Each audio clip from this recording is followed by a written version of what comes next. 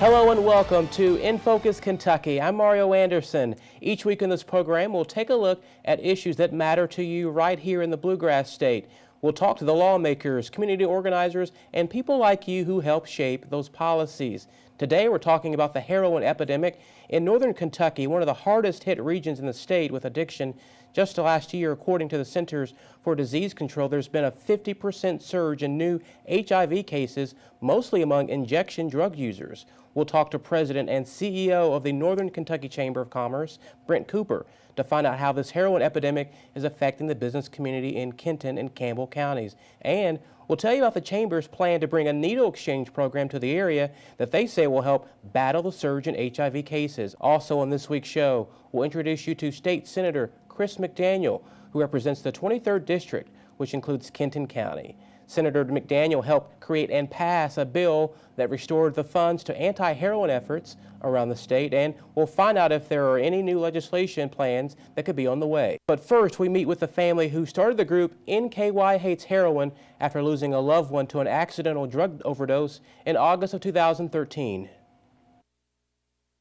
When Holly Speck talks about her son Nicholas, she says growing up he was just your average teenager. Nicholas grew up in a typical family, a very loving family, an extended family, just your regular old neighborhood, went to regular old high school. Holly says as Nicholas transitioned from high school to young adult life, he started developing habits that eventually led to an addiction. And through time, he ended up getting caught up in using marijuana, a little bit of alcohol, and eventually those things led to pills. It's pretty much a typical story from what we've heard, a pattern of folks who end up being addicted.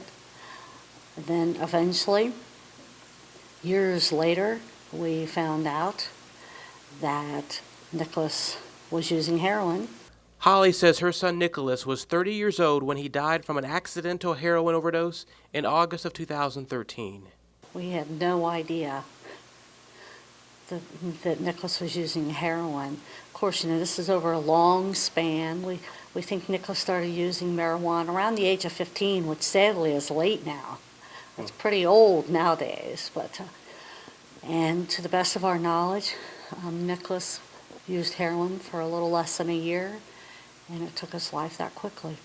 It's now been 5 years since Nicholas' death, and Holly admits while she still struggles with the loss of her son, she's been able to keep his memory alive with the support of her family and volunteers through the creation of a nonprofit organization called NKY Hates Heroin. I think they were starved for people to make it okay to talk about addiction, to make it okay to talk about heroin. And as my family walks out into the public and goes in restaurants and churches, and people see us with a big logo on our back or a logo over our heart or as simple as a bracelet on our wrist, I think they feel like we're approachable.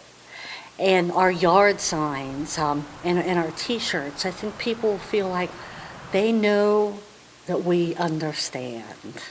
Holly and her dad, along with other volunteers from NKY Hates Heroin, says while they are not in the medical profession and don't claim to be counselors, they hope their personal connection with such a devastating epidemic will leave a lasting impact in their community.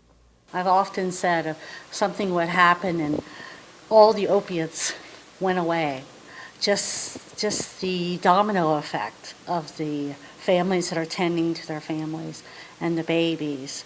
So we hope to continue to support families, support those that are suffering from addiction, and to continue to educate. If you would like more information about the group NKY Hates Heroin, you can visit their website at nkyheroin.com. In 2015, Senator Chris McDaniel fast-tracked a proposal to address the state's heroin epidemic by sponsoring Senate Bill 192, which expands treatment and increases penalties for heroin traffickers. And joining me now in the studio is Senator McDaniel. Thanks for joining us. Thanks for having me today. Let's get right to it. Let's talk about this issue and this epidemic that's happening in northern Kentucky. Yeah, it's tremendous, and it really started with northern Kentucky as kind of the epicenter as we saw folks coming down the 75 corridor and through our region, and really it's spread throughout the state at this point in time, and frankly you hear about it all over the nation, but really we were the first folks dramatically impacted were in northern Kentucky, and that's why I ultimately got involved with this issue. And I know that you helped create and draft this anti-heroin bill, so kind of walk us through that and what that bill entails. Sure. So it started out the summer before I actually filed the legislation, went around the state and talked to different people about the way it had and hadn't impacted them, found out some interesting demographics about the East versus the North, and that they were still seeing a lot of pill issues and meth and things, but obviously we were pretty deep into heroin at that point in time. So what we did is we expanded treatment options for those who were addicted to it. We expanded access to naloxone and Vivitrol through it. We allowed local communities to decide whether or not to do needle exchanges, but we also expanded penalties for the upper end of traffickers. We created an offense called importation, which, if you know, it increased the offense for bringing heroin across state lines, and really tried to take a holistic approach to the problem, not just a law enforcement approach or a treatment approach, but an absolute holistic approach to how to confront the issue. And how do you think it will help this issue even across the state? You know, I think it's been good so far. I think on an individual level, this bill has really helped some folks. But I think there have been some unintended consequences. We had what was called a Good Samaritan provision, which meant if you had called law enforcement or first responders for help with a person who was having an overdose, you couldn't be charged.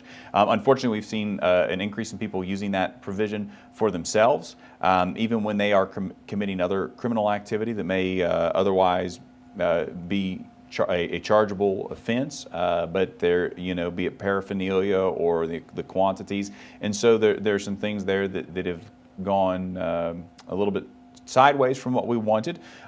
We've heard good anecdotal reports on it. Unfortunately, the data shows that the problem continues to still grow. We had more overdoses last year than we'd ever had in the Commonwealth, and we had more deaths as a percentage of overdoses last year, and it speaks to the broader nature of the problem. Now, obviously, there's been a lot of a conversation about the prison population, how there's a lot of overcrowding. What are your thoughts on people who are involved with heroin and addicts and going to jail, being sent to jail? What should be the solution there? Well, sure. So the first thing is we reduced the lower end penalties for those folks who were simply in possession of heroin. But I will tell you, the one thing that being around this issue and having been around the state is most folks who are genuinely going to recover are going to have some kind of a seminal event in their life where they hit rock bottom. And typically that involves a prison sentence of some sort. And so frankly, I think that while they will need a treatment component, there certainly will have to be an aspect of corrections as well in most folks' cases. Now, do you think there will be need to be a need for more legislation? Now you've got the Senate Bill 192 in place, but what are your thoughts on that? Sure, I think that there's definitely a possibility for future legislation, but I think the thing that we can most do to impact this will probably be at the federal level. I think that until we address the countries that import heroin into our borders, we really aren't going to be able to get control of the issue. And I think secondarily, we're going to have to begin to address the pain pills and the overprescription of those, and the way that ultimately those weave their way into our society and serve as the gateway in many cases into heroin. And has this just been, I guess, a learning experience for you to kind of figure out all the different things that are happening with this particular issue? Oh, it's been a tremendous learning experience for me. My background is in construction and dealing with finance and business and operations issues. This was a regional issue. I had a lot of people who were struggling with this in their families. I had a lot of businesses, because 75 comes right through my district, regularly, that were finding people in their parking lot who would buy in Cincinnati, come down, be it Kroger's in upscale neighborhoods or Speedways in directly more river-based neighborhoods. It was an everyday occurrence, and so there was a need to get involved. Well, this is definitely an important issue and an epidemic that's going on, and we're going to continue the conversation with you. So coming up with Senator Chris McDaniel, we'll talk about the heroin epidemic, but talk more about his home region of Northern Kentucky and its fight with the issue. Next on In Focus Kentucky.